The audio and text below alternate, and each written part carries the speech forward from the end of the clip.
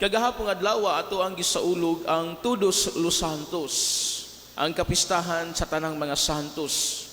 Ug ato ang nahibaw-an ug ato na pamalandungan kung unsa ang ilang gihimo dinhi sa kalibutan nganong ilang nakab-ot nakuha ang korona sa pagkasantos dito sa gingharian sa langit. Ingon man ang hagit kanato nga mga buhi dinhi sa kalibutan. Unsa ato ang buhaton aron mahisama usab kita kanila. Ang pagbuhat ug maayo, ang pagsunod sa kabubuton ug kasuguan sa Dios, pagpabilin diha sa mga pagtulunan ni Kristo. In other words, pagkamatinud-anon ngadto sa Dios.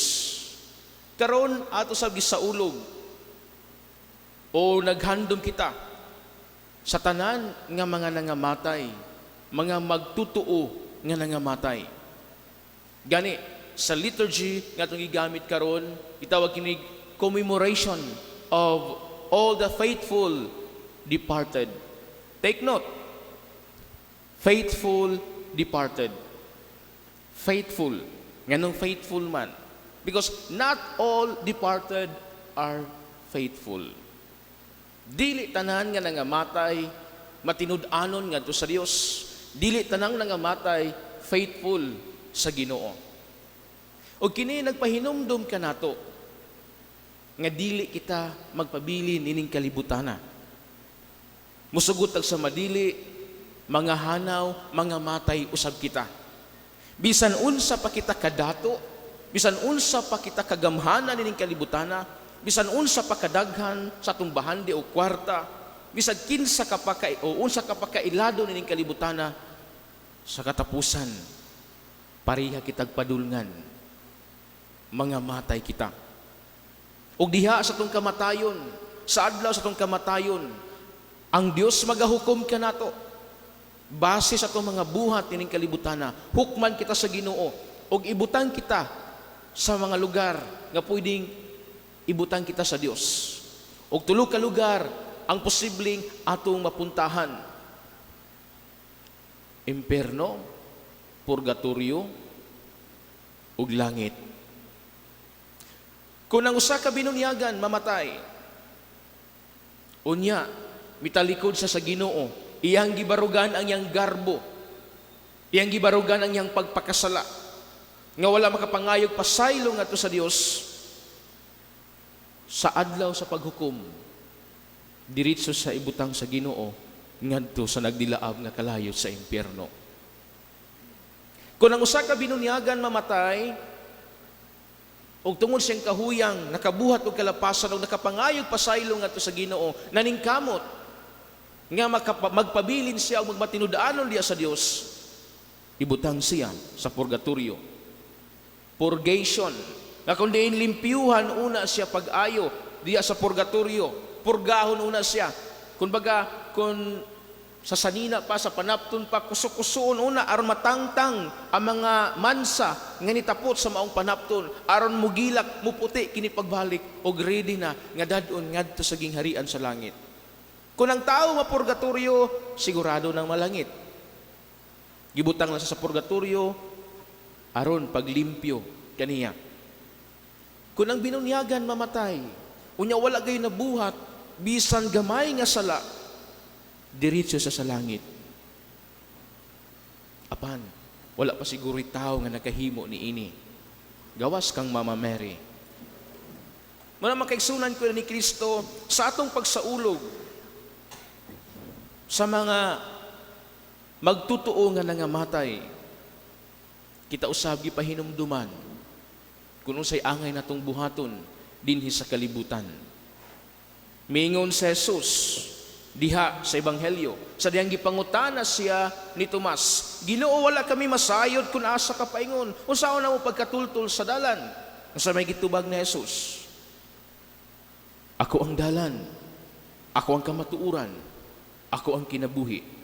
Walay makaadto sa akong amahan kung dili mo agi kanako.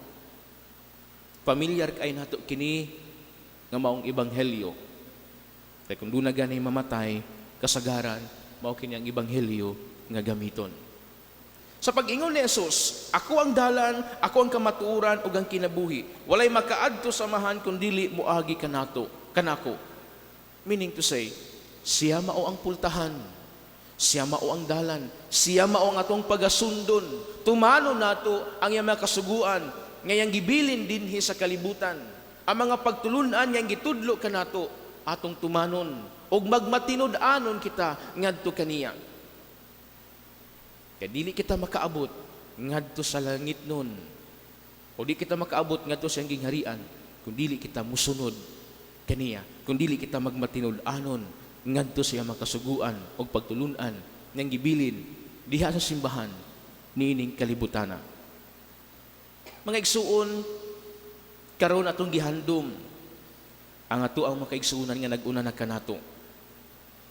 Sa mga umaabot nga panahon, kita na usab ang paghahandumon sa ato ang mga pamilya.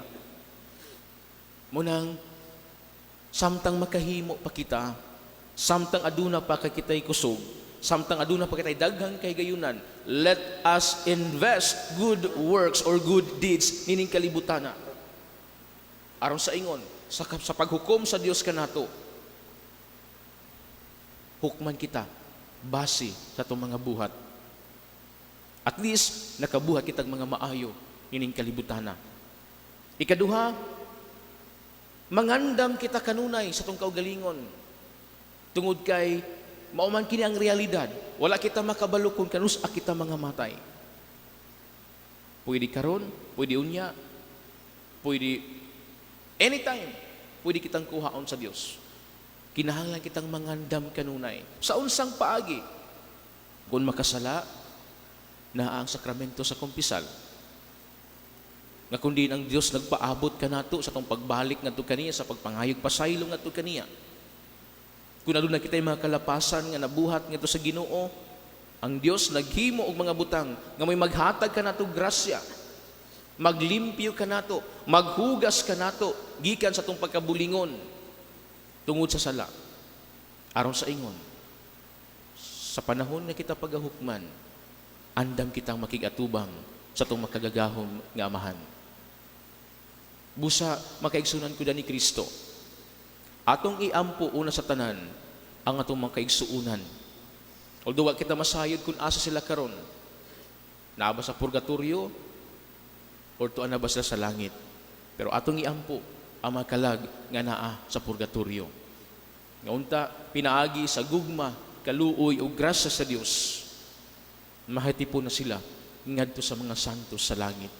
Ug alang kanatong mga buhi nga niya pa sa kalibutan, maningkamot kita sa pagsunod kang Kristo, nga mao ang dalan, ang kamatuuran ug ang kinabuhi. Aron sa ingon, makaabot usab kita ngadto sa tong langit nun nga amahan. Ug mahitipon usab kita sa mga santos, ingon man sa tong mga mahal sa kinabuhi nga nag-una na kanato. Amen. Palihog manindog.